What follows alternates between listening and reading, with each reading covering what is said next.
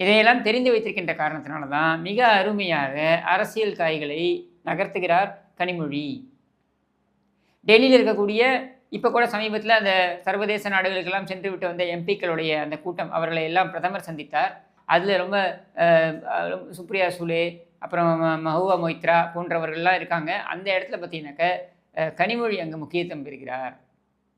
இதையும் டெல்லி தெரிந்தே செய்கிறது. எரிஞ்சே சாவுங்கடா அப்படின்னு சொல்லிட்டு, வயிறு எரிஞ்சே சாவுங்கடா அப்படின்னு தான் அது பண்ணுறாங்க அப்படின்னு நமக்கு தெளிவாகிறது.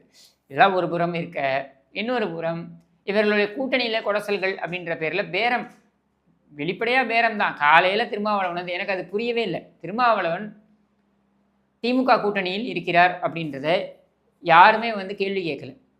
இன்னும் சொல்ல வேண்டுமென்றால் அதிமுக பாஜக கூட்டணி உருவானதுக்கப்புறம் திருமாவளவன் அந்த கூட்டணியை விட்டு வெளியே வரப்போகிறார் என்று யாருக்குமே இங்கே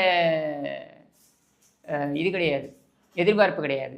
ஆனால் திருமாவளவன் அந்த கூட்டணியிலிருந்து வெளியே வந்து விடுவார் அப்படின்ற ஒரு சந்தேகத்தை கிளப்புவது யாருன்னா திருமாவளவன் தரப்பிலிருந்தே. அவங்களே கிளப்பி அது காலையில் கிளப்புவாங்களாம், மதியம் பார்த்தீங்கன்னாக்கா நாங்கள் வந்து சீட்டு நிறைய கேட்போம், அப்படி நிறைய சீட்டு கொடுக்கலைனாலும் நாங்கள் வந்து திமுக கூட்டணியில் தொடருவோம் அப்படின்னு சொல்ல வைக்க வேண்டியது. இதையே குழப்பா வச்சுருக்காங்க 1.5 வருஷமாக. எப்போ பாஜக கூட்டணியிலேருந்து அதிமுக விலகுகிறது என்று சொன்னதோ அன்னியிலேருந்து ஆரம்பித்து மீண்டும் பாஜக கூட்டணியில் அதிமுக சேருது என்பது வரையில் இதை சொல்லிட்டு இருந்தாங்க.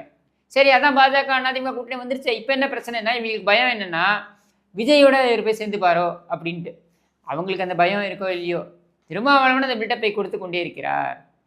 இப்போ அதில் இன்னொரு பிரச்சனை என்னன்னாக்கா, பாமகவோட நம்ம பேச்சு நடத்தலாமான்னு ரூட்டு பார்க்கறதுக்கு முயற்சி பண்ணாங்க. ஆனால் ரொம்ப தெளிவாக பாமகவில் இருக்கக்கூடிய அந்த குடும்பத்திற்குள் இருக்கக்கூடிய சில சலசலப்புகள் ஒரு பக்கம் இருந்தாலும் மருத்துவர் ராமதாஸ் மிக தெளிவாக இருக்கிறார். அது மட்டும் இல்லை, நீ கவனித்து பார்த்தீங்கன்னாக்கா தினம் தினம் அன்புமணி ராமதாஸ் திமுக அரசாங்கத்தை வெளுத்து வாங்கி அறிக்கைகளை விடுகிறார்.